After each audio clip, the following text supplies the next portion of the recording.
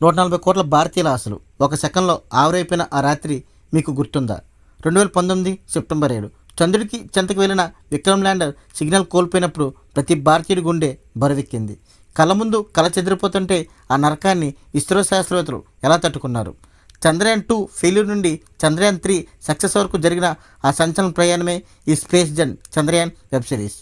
జియో హాట్‌స్టార్‌లో స్ట్రీమింగ్ అవుతున్న ఈ వెబ్ సిరీస్ అసలు కథ విషయానికి వస్తే, ఈ కథ 2019లో చంద్రయాన్ 2 వైఫల్యంతో మొదలవుతుంది.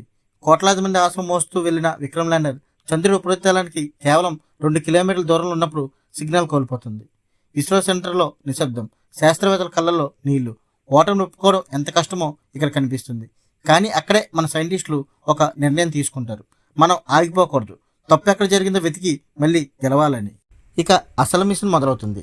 ల్యాండర్కి బలమైన కాళ్ళు, ఎక్కువ ఇంధనం, మెరుగైన సెన్సర్లను అమర్చుతారు. LVM-3 రాకెట్ గర్జన్తో నింగిలకు దూసుకెళ్లడం, భూమి చుట్టూ తిరుగుతూ కక్షలను పెంచుకుంటూ వెళ్ళడం, చివరకు చంద్రుడి గురుత్వాకర్షణ శక్తులకి ప్రవేశించడం జరుగుతుంది. సిరీస్ క్లైమాక్స్ వచ్చేసరికి టెన్షన్ పీక్స్లో ఉంటుంది. ఆగస్టు 23, 2023 సాయంత్రం విక్రమ్ ల్యాండర్ చంద్రుడిపై దిగే ఆ 15 నిమిషాల సమయం సిరీస్లో ప్రతి సెకను మనకు చెమటలు పట్టిస్తుంది. గతంలో జరిగిన పొరపాట్లు రిపీట్ కాకుండా ల్యాండర్ తనే స్వయంగా నిర్ణయాలు తీసుకుంటూ మెల్లగా చంద్రుడి దక్షిణ ధ్రువంపై దిగుతుంది. India is on the moon అనే మాటలు వినబడగానే వచ్చే ఆ ఆనందం, ఇస్రో శాస్త్రవేత్తలు గెలుపు కేకలు చూస్తుంటే ప్రతి భారతీయుడికి గూస్ బంప్స్ వస్తాయి. కథ అక్కడితో అయిపోదు. ల్యాండర్ నుంచి ప్రజ్ఞాన్ రోవర్ నెమ్మదిగా బయటకు వచ్చి చంద్రుడి మట్టిపై అడుగు పెడుతుంది. మన దేశ చిహ్నం అశోక చక్రం ముద్రను అక్కడ వేస్తుంది. చంద్రుడిపై నీటి జాడలు, ఖనిజాల గురించి అది చేసే పరిశోధనలతో ఈ సిరీస్ ముగుస్తుంది.